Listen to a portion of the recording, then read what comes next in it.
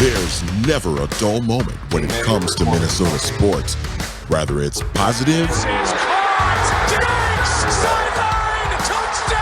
or negative. The Yankees have swept the Twins. Minnesota Sports Chat has you covered.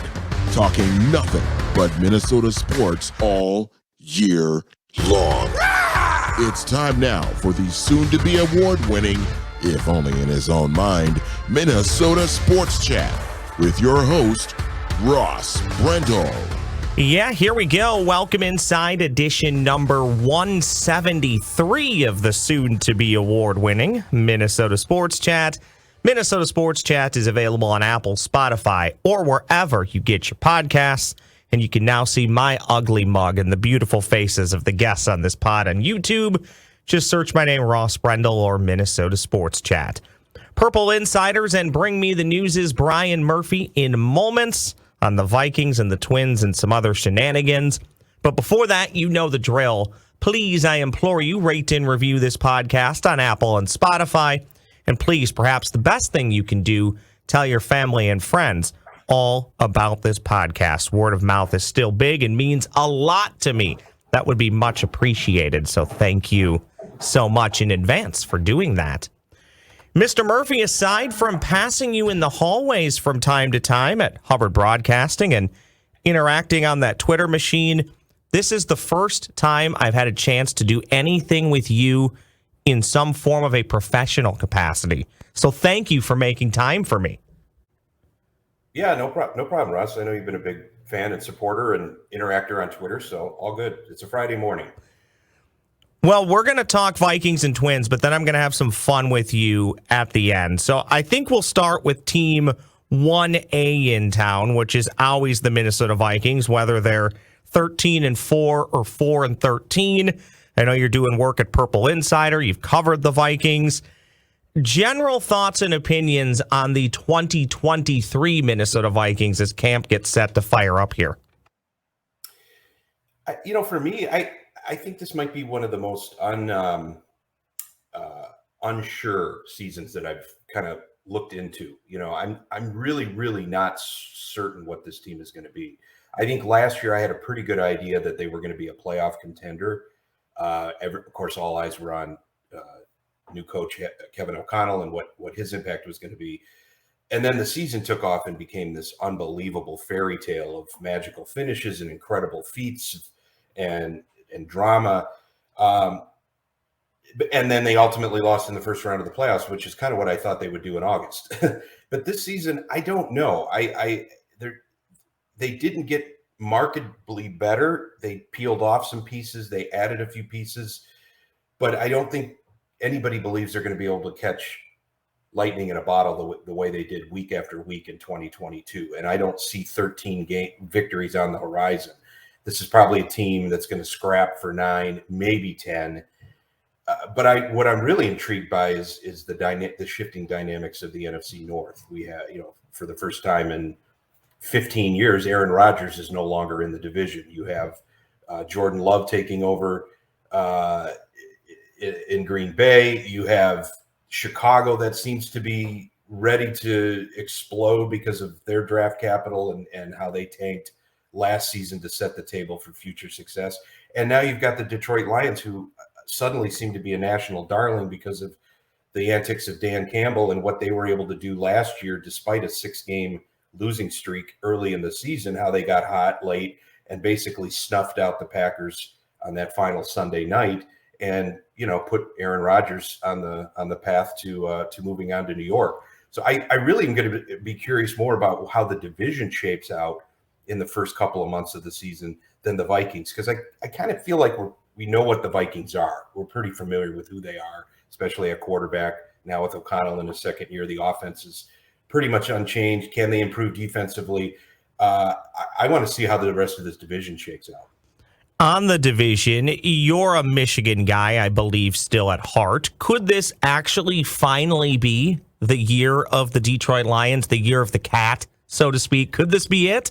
I would be fascinated to see if it were. I've got my parents visiting in town this weekend. I grew up in suburban Detroit, so my dad's been a lifelong Lions sufferer. So I've been asking, what's the vibe back home? You know, what's the vibe in the media? What's the vibe among the fan base, among families?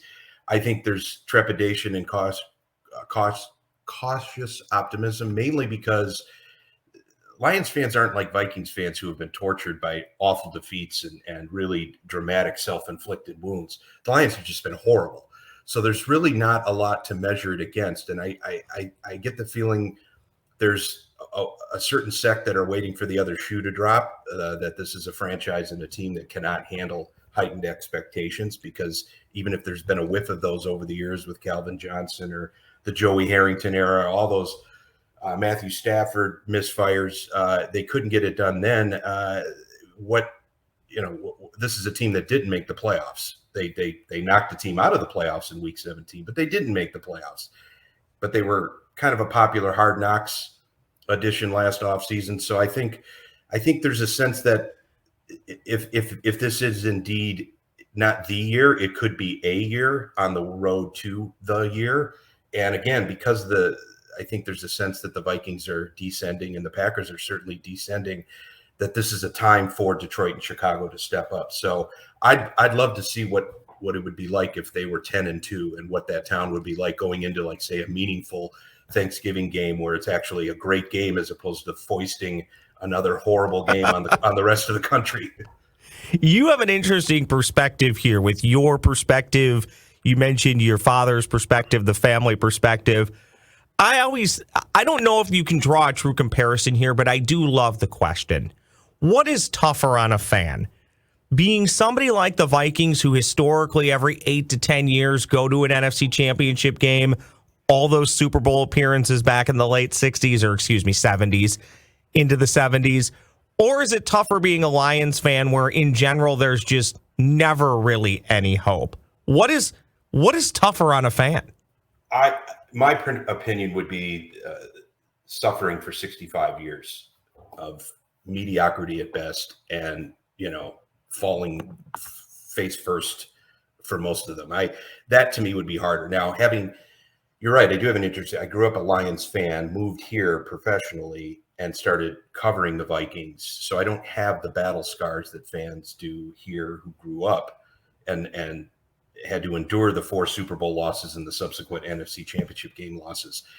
I love to say that the Lions have won one playoff game in 65 years, and I was there. It was an NFC divisional game in 1991 at the old Pontiac Silverdome, and they beat Dallas pretty well. That I was there for.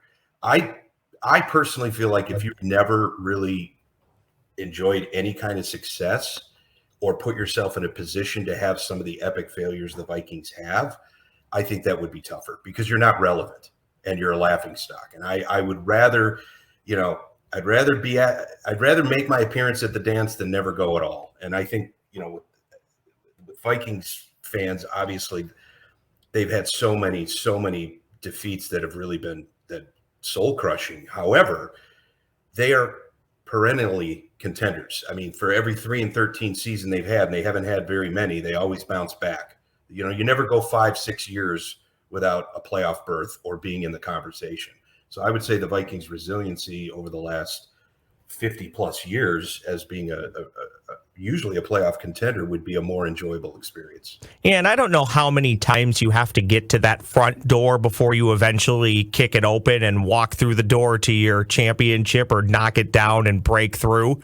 But I kind of liken it to those 1990s Atlanta Braves who seemingly were always in the mix. Eventually they got theirs. And that's always been my hope with the Vikings. Eventually you'll show up to an NFC Championship game and just win it because you showed up. The Vikings have showed up to play other teams and they've been that doormat. Maybe eventually they will be the team that actually shows up and wins the game. One final question on this year's Minnesota Vikings squad. You mentioned that most people probably, I think level-headed people, don't envision another 13-4 season, and neither do I. But I do think, even though you're kind of back stuck in the middle, if it's a 9-8 team or 10-7 team that performs well, I think we have every reason to believe the offense should be hopefully just as good, if not better. It's hard to believe the defense could be much worse. So if you go 9-8, you go 10-7, maybe you make the playoffs again. Heck, maybe you win a game. I know the ultimate goal is to win a championship, but I still think it can be a fairly successful season that gives fans a reason to watch and pay attention, even if you aren't 13-4. Yeah, they're going to be interesting enough for the fan base to be engaged. I mean, the fan base is always going to be engaged, but I think they're intriguing enough, and I think they've got enough pieces and enough talent that week to week, I don't see them stumbling out to a 1-6 start. I don't see them racing out to a 6-1 start. But I think there's going to be enough relevance. I think there's going to be enough compelling things to watch throughout the season. Again, it comes down to Kirk Cousins, and I think I think Netflix and the quarterback documentary, for those who've watched it, I'm about halfway through it. I'm already amazed at how much that it was able to humanize Cousins and show.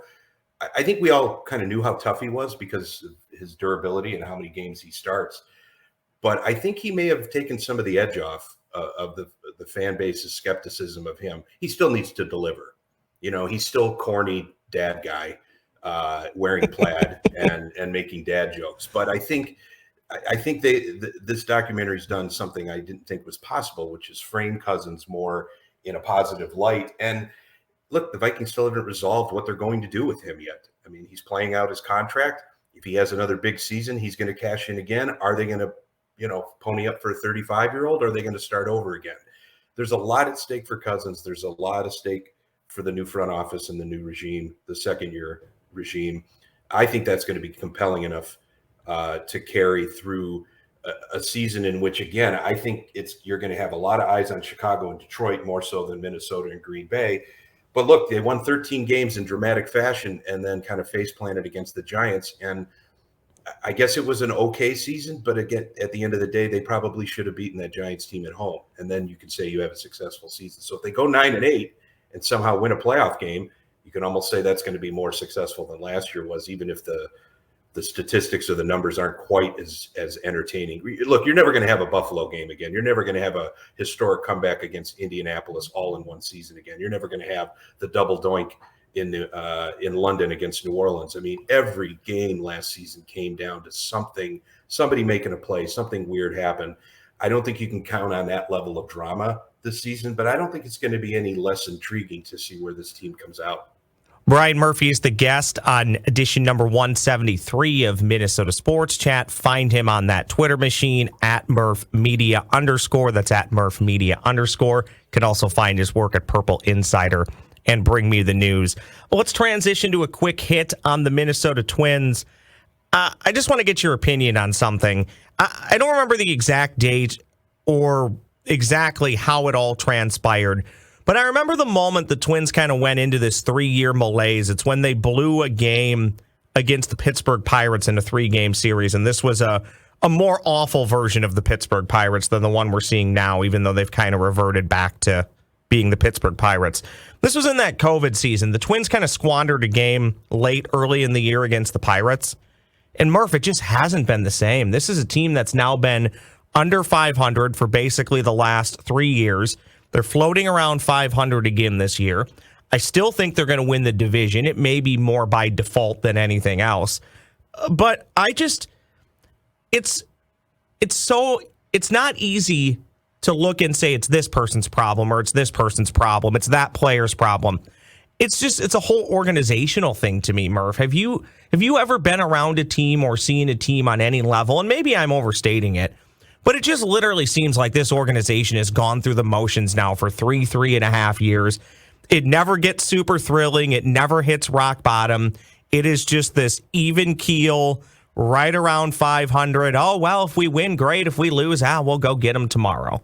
But there's not always a tomorrow if you don't win the games at hand. So I'm entirely perplexed by what is happening at Target Field the last few years, because I look at this team, and I said this in a recent podcast edition. There's a line in Moneyball where Brad Pitt's talking to his scouts, if you ever saw that, and the scout says, well, he's a good hitter. And fake Billy Bean, a.k.a. Brad Pitt, says, well, if he's a good hitter, why doesn't he hit good? Okay, I look up and down this Twins lineup and the pitching staff, who I'll give credit to, aside from most of the relievers. You look at this team and say, this is a good team. This should be a good team. They should be much better than floundering around 500. What is the issue here? What's the problem? I think it is top down. I think there's a there's been a lack of accountability. I think there's been a country club attitude, both in the front office and in the clubhouse and under manager Rocco Baldelli, where it is that sort of, we'll get him tomorrow. And look, this is the only reason they're not storming Target Field with torches is because it's the AL Central.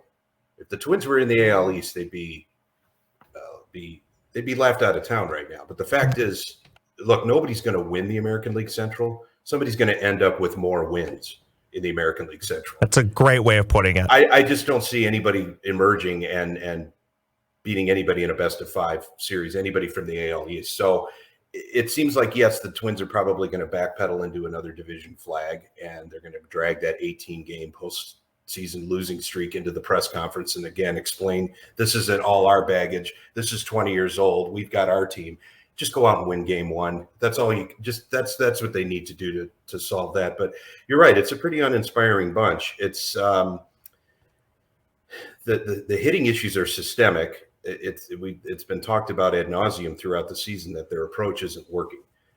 They swing at horrible pitches, they take strikes, and the level of quality at bats has really been wanting, and their inability to produce with the bases loaded, with running runners in scoring position. Look, they had a pretty good road trip. I mean, they swept Oakland. They took the first couple in Seattle, and then they lose 5-0 yesterday to kind of limp home. And you're wondering, well, this is exactly the kind of team they've been all season. I'm just looking at a few stats here. Joey Gallo, 7 for 34 in July. That's 118. Christian Vasquez, 4 for 36 since June 27th. That would be 111. Byron Buxton was 0 for 4 yesterday, 0 for his last 26, and 1 for 35 since July 5th, after being benched for 2 games. This is your best player who was just benched for 2 games. Max Kepler seems to have finally found himself. But beyond that, you go into a game and you don't feel very inspired. You feel like if they can win 3-2 because of their starters, and, Duran comes in throwing 150 miles an hour at the end, that's probably the way. That's their recipe for success, but it isn't sustainable. And when you strike out 12, 14, 15 times a game, you're not really putting a quality product out there that's even worth watching. So all the changes being made for 2 hours and 30-minute games, at the very least, the Twins aren't playing bad baseball for 4 hours. They're only playing it for 2.5. But it can be unwatchable at times. And it's just odd that they are very likely going to win this division. And I can't see anybody in town being fired up about a first-round matchup against fill in the blank. Baltimore, Toronto, Tampa. In which, by the way, will only be a 3-game series in that first round. So you better. Did I say best of 5 earlier? I did. No, you didn't. But it's a reminder that you better come ready to hit, because if you don't steal, or I guess, it probably would be steal even if you're hosting it.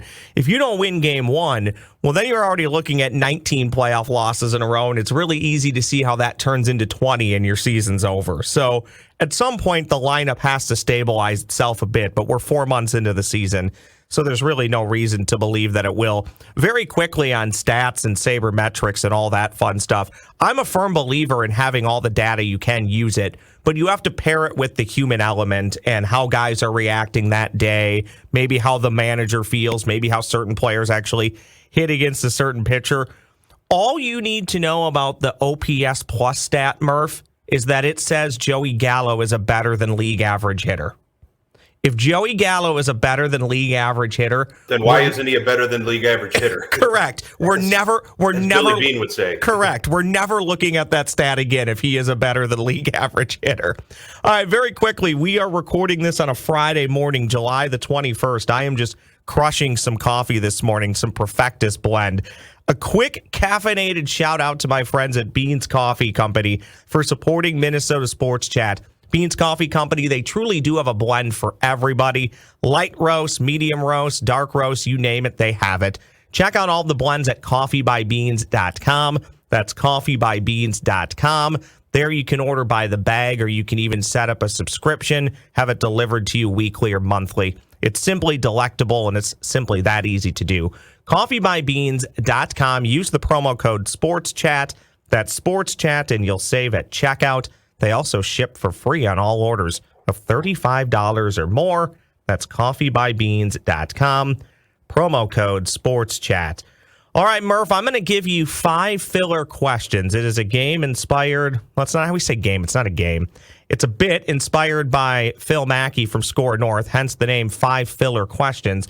I just ask you random questions. You answer. They can be as short or as long as you want them to be. Does that sound fair to you? Yes, and let's let the audience know I have not been previewed on this, correct? Yeah, you have no idea what these questions are. Some are sports related, some aren't. Here's your cheap podcast open with the real one still in production. 5 filler questions. All right, here's a compliment that I'll pay to you, Murph. I hope I can call you Murph. If I can't, just yell at me. You have an incredible wit, especially on the Twitter machine. I'm not lying. I still giggle about your tweet, and you probably don't even remember it because you're so witty and you have so many. You had one earlier this winter. I'm going to paraphrase it because I don't remember it exactly. But the tweet was basically, yet again, winter sneaks up on the city of St. Paul. And I still laugh at that every time I am driving those awful roads in the winter because it is so true and so comical. Where do you attribute that wit coming from?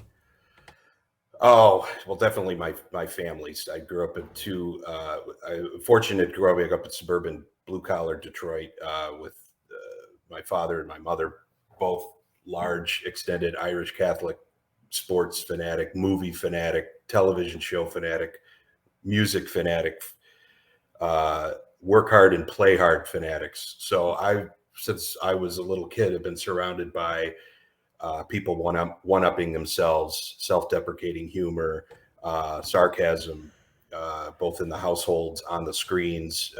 It's just, that's how you survive. I mean, the superstars in my life are my father and my Uncle Terry, and watching them go at each other on a Christmas morning or St. Patrick's Day. I mean, that's probably where a lot of that came from, and the introduction to funny movies and television shows and comedians. And I've been kind of absorbing that whole world since. And I think as I've gotten older, just my irreverence comes from a place of, I just don't take this all too seriously. And if you do, and you're offended, then maybe you should have a few more laughs in life. I mean, I know I'm sure I take out too much guardrail on Twitter, especially now that I'm no longer like tied to a particular media company. I can go rogue a little bit more. But I don't know if that, I mean, I think it's in the genes. I grew up around smart Alex all my life. Absolutely love and adore that answer, and really do appreciate that way of life. Some of us are here for seven years. Some are here for 107. We have no idea how long. Just enjoy it while we can. Here's a sports-related one for you. Question number 2 of 5 filler questions. When I say Ernie Harwell's name, of course, the legendary Detroit Tigers broadcaster who spent about 40 years with the club, what's the first thing you think of when I say Ernie Harwell? Falling asleep. Listening really? To him. Falling okay, asleep, in a good way. In a good way. Listening to him doing a game out in Anaheim or Seattle or Oakland, when I'm 8, 9, 10 years old and there were only, 20 Tigers games on TV a year, Ernie Harwell was your artist. He was your painter. He was a poet, brilliant play-by-play man, and just fun to listen to. And I grew up listening to him, and like people here with Herb Carneal, they had the transistor radio on, mowing my grandfather's lawn. He was the soundtrack of summer. And fortunately, when I was growing up, the Tigers were really good in the early to mid 80s. So, I mean, there was a lot of excitement coming out of that transistor radio. What sports assignment, Murph, would you do anything to not cover? You would do your best to avoid it. You knew it was coming, and you were going to fake sick, go out of town, start a beef with somebody so you wouldn't have to go. What did you just dread covering? I'm sure some of my former colleagues getting ready for next week would concur. I would say NFL training camp, especially in Mankato, mainly because you knew what the half-baked storylines were going to be. You knew how difficult it was going to be to get information. It's packed journalism at its worst, and it was 1,000 degrees every day. And you're standing on that sideline in Mankato watching 7-on-7 drills where nothing is happening. And anything you write today is going to line a birdcage by week 1 and be totally irrelevant. and just being out there roasting. I remember leaning over to somebody and saying, why is it that when you go to spring training and it's 85 degrees in February and you're roasting under that sun at the batting cage, why that feels so much better than standing here on the sidelines in 85-degree heat in Mankato watching NFL training camp, just because it's so regimented, and I don't there's not a lot of joy in it, and after you had done it for like 10 years and you're commuting back and forth between Mankato and the Twin Cities, and it kind of wore on you. Two quick ones for you, and then I'll get you out of here. And on Mankato and that training camp stuff too, very quickly. Actually, it's all because we've been through 3-4 months of heat. At least when you go to training camp, we're stuck in the cold, or spring training. You've been stuck in the cold, so it feels great. Oh, you're escaping winter. Yeah, exactly. After you've had the heat for 4 or 5 months, baking in that sun is just awful. Question number 4: a night at the movies or an evening on the couch reading a book? What are you doing? Depends on what day and what mood. I don't go to as many movies as I used to. I really wish I could. I'm really looking forward to seeing Oppenheimer. I'm going to have to find a way, even if it's just myself, to go do that. I mean, a lot of the times when I was traveling, covering games and whatnot, I always went to movies middle of the day in some town just because I enjoyed films and I had nothing else better to do. But there are many, many times where I got a potboiler thriller or a biography. I read a lot of sports and political and historical biographies and a lot of true crime fiction novels. Depending on the time of day, depending on the weather out in the backyard, I mean, I think it's a 50-50 proposition. But when there's an event movie coming out like Oppenheimer, I will go to the screen first.